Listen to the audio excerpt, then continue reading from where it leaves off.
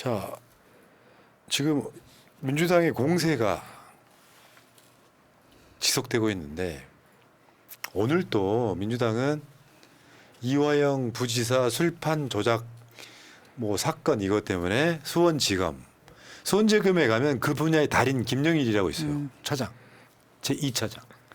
그 김영일이가 이제 이화영 부지사를 회유하려고 연어에 그 술 같은 거를 쌍방울 관계자들이랑 먹을 수 있게 해주고 이재명한테 보고 있다고 해라. 이 사건이고. 근데 오늘 민주당 국회의원들이 수원지검하고 수원구치소를 가서 그 과정에서 민주당 국회의원들하고 사모가 만나요. 그래서 사모가 이야기를 했대. 기자회견만 하고 끝나는 거 하지 말라고 행동해달라고 해서 그 민주당 국회의원들이 다 똑같은 이야기를 했다고 합니다. 이 사건 특검으로 갈 겁니다. 법 발의한다 이런 거거든요. 그러니까 민주당이 지금 기자회견만 하고 끝내는 거 안 하겠다는 게 눈에 보여요. 지금 윤석열 한동훈 특활비 남용 의혹 어제 고발했습니다. 공수처에 고발하긴 했는데 공수처도요 이렇게 된 이상 지금 공수처장 임명을 안 하고 있거든요. 윤석열이가 안 하고 있어. 근데 공수처한테도 힘이 생겼어요 지금. 저것은 공수처가 수사하게끔 민주당 국회의원들이 힘을 실어주는 거예요. 그리고 설사 만약에 공수처에서 제대로 된 수사를 못한다고 했을 때 어찌 보면은 공수처에 고발하는 이유 중에 하나가 그러니까 그 고발하는 것 중에 하나가 특검의 사전 작업인 거죠. 그렇죠. 수사 못하면 특검학계 이렇게 돼버리는데 그 모든 사건들이 윤석열을 향하고 있어. 눈 떠보니 피의자야 이거는. 자, 대충 굉장히 많은 뉴스가 나왔지만 나온 뉴스 몇 가지만 헤드라인 읽어드리면 윤석열 검찰 70억 현금 조수지 조성. 한동훈 얼마나 받았냐. 한동훈도 받았을 거 아니에요. 최측근인데 특활비 안 줬을 리가 없잖아요. 받아서 뭐 했냐. 부인 갖다 줬냐. 서고기 사 먹었냐. 이런 거고요. 사실 지금 이번에 총선 때문에 한동훈과 윤석열이 약간 멀어지게 했지만 한동훈은 윤석열의 똘마니 아닙니까? 영수증을 휘발한 데는 이유가 있겠죠. 그러니까 특활비라고 하는 게 기본적으로 법에는 수사할 때 쓰라는 게 특활비잖아요. 근데 얘네들 그거잖아. 문재인 정부 인사들 털 때 관례 이런 거 없이 위법이면 무조건 털었잖아요. 그 관점으로 털면 다 죄인들인 거지 지금. 직무 배제 기간에도 총장목 특활비를 집행했어. 저번에 징계 받아가지고 징계를 당했잖아요. 직무정지 당했는데 가처분 걸어가지고 바로 돌아오긴 했지만 그 시간에도 특활비 썼단 말이에요. 그다음 윤석열 총장 17개월간 70억 현금 조성 해가지고 밑에 보시면은 2020년 11월 특활비 400만 원 현금 지급, 11월 30일 특활비 2,800만 원 현금 지급, 12월 2일 윤 총장 특활비 장부 결제 이런 식으로 윤 총장이 직무 배제돼 있는데 그때도 돈 썼다는 이야기 하는 거예요 지금. 이거 잘 모르시는 분들이 조금만 더 설명을 해드리면 법무부에서 특활비가 돈이 내려오는 거죠. 좀 더 정확히 말하면 기재부에서 오는 거죠. 그 돈을 통장으로 내려오면은 검찰에서 그 통장에서 현금을 싹 찾아. 그래가지고 자기들끼리 만든 통장에 집어넣는 거예요. 그 사이에 중간에 검찰총장실에 있는 금고에다가 현찰을 집어넣거나 요거를 조수지라고 하는 겁니다. 그 다음 봐봐요. 검찰 특활비 292억 중 절반은 월급처럼 현금 정기지급. 그러니까 진짜 실제로 검사들 중에 특활비 받아가지고 검찰청 옆에 있는 법원 밑에 그 ATM기 가가지고 입금한 놈이 생겼단 말이에요. 그러라고 준 돈 아니잖아요. 관례라고 말하면 안 되지. 윤석열은 지금 야권 인사들은 관례고 뭐고 예를 들면 송영길 대표 사건 같은 게 그런 거잖아요. 전당대회 때 같은 캠프에 있는 사람들끼리 돈 서로 객출해가지고 서로 활동비로 이렇게 주는 거를 그건 관례였단 말이에요. 근데 그거를 불법 자금이라고 해서 지금 감옥에 가다 놨잖아요. 이거 수사해야 되는 거죠. 일단 공수처에다가 수사를 걸어놓고 특검으로 가는 순서. 대검찰청 서울중앙지검 기관장들의 업무 추진비 사용. 윤석열이가 제일 많이 썼습니다. 29개월 동안 310건을 결제했어. 특히 이거는 뭐 관례상 써왔다 하더라도 그 전 총장들은 어떻게 일정 부분 배분을 해주고 이런 것들이 있었는데 윤석열은 자기 말 잘 듣는 자기 사람들한테만 많이 썼다라고 네. 증언들이 나오잖아요. 정말 사적으로 내 호주머니처럼 유용을 한 겁니다. 근데 이게 이제 영수증 식별이 불가능해. 이게 휘발냈죠. 휘발. 법원이 이거 공개하라고 판결을 내리니까 그 정말 오랜 시간을 기다리게 하더니 결국에는 안 보이는 거, 지워진 거. 그것도 또 밝혀냈잖아요. 어디가 소고기 사 먹은지가 나왔잖아. 동훈아, 너 어디서 뭐 하는지 모르겠는데 너 얼마 받았어? 빨리 물어봐야지.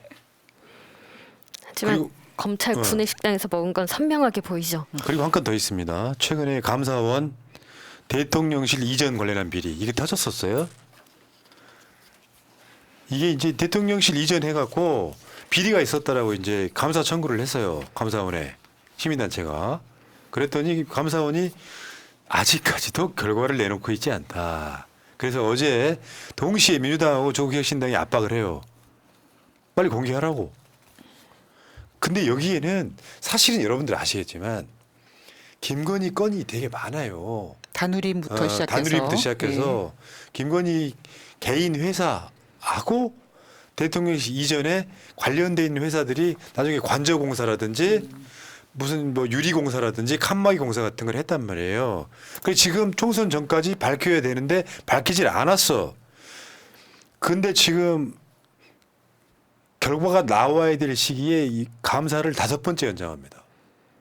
여기는 분명히 최재해 감사원장하고 유병우 감사위원이 있을 거 아니에요. 전 사무총장. 연장한 리스트를 한번 볼게요. 1차, 2차, 3차, 4차, 5차 겁나게 연장하고 있습니다. 밝히지를 못하고 있는 거야. 왜? 이 감사를 유병우만 하는 게 아니잖아요. 감사원 직원들이 있잖아요. 어떻게 하겠어요? 까지도 못하고 안 까지도 못하고 지금 저 다 죽으면 상태에 있는 있는 거죠. 거예요. 원래는 60일 안에 사건을 마무리해야 되는데 지금 이렇게까지 1년 넘도록 끌어오고 있는 거죠. 그리고 이미 한 가지는 조금 밝혀졌습니다. 대통령 경호처 간부가 방탄유리 시공업체 관계자랑 같이 허위 견적서를 부풀려서 한 거 이게 밝혀졌죠. 저거는 내가 봤을 때 감사원이 면피하려고 그런 것 그쵸. 같아요. 그러니까 네. 실제로 안에 들어있는 진짜 범인은 따로 있어. 진짜 큰 손이 하나 있어. 난 누구라고 말 안 했지만 다 알잖아. 사람. 그렇죠. 근데 여기에 이런 거 하나만 뚝 던진 거예요. 그래서 여기는 마치 감사원이 굉장히 좀 열심히 일하는 투명한 것처럼. 감사한 것처럼 던졌어요. 그리고 검찰이 결국에는 이제 감사원 이걸 던지니까 대통령실 이전 공사 업체 경호처 간부 유착 그걸 수사하겠다고 나서지만 이거야말로 꼬리 자르기일 가능성이 매우 높다. 실제로 이게 여기에 드러난 게 그거더만 그 희한하게 그 뭐 유리공사 이런 거 있잖아요. 거기에 뭔가가 있어요. 방탄유리. 방탄유리. 네. 이것도 수의 계약이었고 이것뿐만이 아니라 그 대통령실과 관련된 모든 것들이 다 수의 계약으로 이루어지지 않았습니까? 이거 정말 하나하나 다 감사를 해야 되는 일인 건데 감사원 원래 일 잘하는 곳 아니었습니까? 전현희 당선인 출퇴근, 금태 이거 하나하나 다 뒤지지 않았습니까? 그런 식으로 꼼꼼하게 감사해야죠. 감사원이 못하면은 뭐 특검이라도 해야 되지 않겠습니까? 국정감사 해야 되지 않겠습니까? 자, 근데 이제 분위기가 묘하게 돌아가는 게요. 핵심은 김건희예요. 어느 순간부터 김건희는 나오지 않고 있습니다. 디올백 논란부터 시작해서 그렇게 나대기 좋아하는 나 대통령 부인이야가 아니라 사실은 내가 대통령이야를 여러 가지 행동으로 보여주는 김건희가 나오지 않고 있습니다. 일어나 순방 가자. 예. 지금 4월 달인데 지금 외국을 한 번도 못 나가고 있습니다. 근데요, 이게 있어. 어제 조국 대표가 뉴스공장 나와서 한 이야기죠. 총선 후에 검찰이 분위기 바뀌었다. 김건희 소환 여부 쟁점으로 떠올랐다. 이거는요, 아무리 친윤 검사라고 정치 검사라고 해도 주가 조작 사건 공범들이 지금 재판을 받고 있는 가운데 김건희는 소환 조사 한 번 안 했단 말이에요. 근데 여기서 이제 송경호 지금 현 중앙지검장이 핵심 인물로 등장해요. 이야기인즉 그거죠. 송경호가 김건희를 소환하려고 했다는 거예요. 그러니까 윤석열을 아니 김건희가 대노해서 중앙지검장 바꿔라 이렇게 되는 상황이어서 중앙지검장을 가려고 하고 있다. 이 분위기를 말하는 거고요. 근데 문제는 현 상황에서도 검찰이 김건희를 소환하지 못하면 검찰이 지금 어려워지게 생겼다. 언젠가 그러니까 이제 뚝이 터지면 김건희 소환이 초미의 관심사가 될 가능성이 높아요. 근데 그것은 사건의 마무리가 아니라 시작이죠. 이제. 한번 뚝이 무너지면 김건희는 그래서 그 얘기가 나와요. 더 비참해지기 전에 자발적으로 대통령 부인 중에만 할 수 있는 거잖아. 저번에 그 대선 때 뭐 검사의 부인 어쩌고저쩌고 하면서 기자회견하고 국민께 죄송하다. 내가 자발적으로 수사 받겠다라고 본인이 스스로 검찰청으로 가라. 이 뜻인 거예요. 안 그러면 비참하게 끌려 내려올 수 있다. 이 이야기예요. 비참하게 끌려 내려오겠네요. 그러니까 지금 봐봐요. 김건희 종합특검은 민주당에서 벼르고 있잖아요. 이거는 이제 주가 조작 특검이 아니잖아. 주가 조작은 양평 이제 고속도로 디올백 수도 없이 많은 것들이 거기에 동원될 거예요. 하다못해 하다 보면 이런 거 나오잖아요. 순방비가 528억인가만 쓰였는데 그중에 알고 봤더니 저번에 왜 그 부산 엑스포 애니메이션 뭐 무슨 저 영상 만든 업체가 얼마 가져갔다 나오잖아요. 알고 봤더니 그게 김건희랑 직접 간접 연관이 있어요. 이런 것들을 다 밝혀지는 순간 감옥에서 못 나옵니다.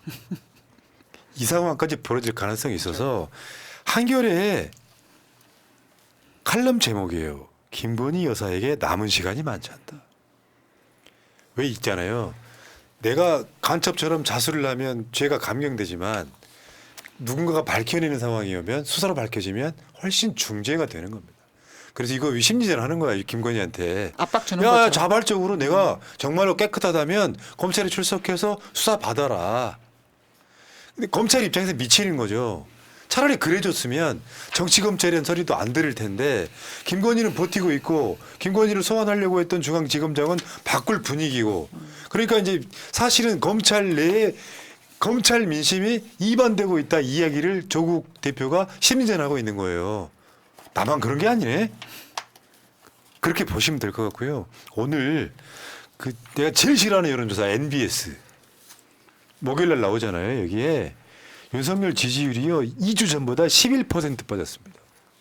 저게 NBS 역사상 가장 최저고요. 아직 갤럽은 갱신 못하고 있죠. 갤럽은 24 찍었는데 계속 내려갈 겁니다.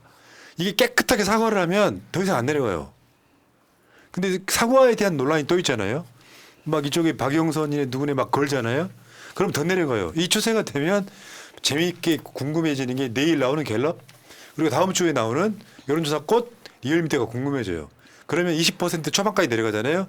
그러면 당연히 국민들 입장에서 탄핵 이야기 나오고 그것들이 반영이 된 방송 등에서도 탄핵 이야기 나옵니다. 그러면 대통령은 버틸 수 있어요. 일단은 민정수석실 만드는 애 많이 할 수 있는데 공무원들이 못 버팁니다.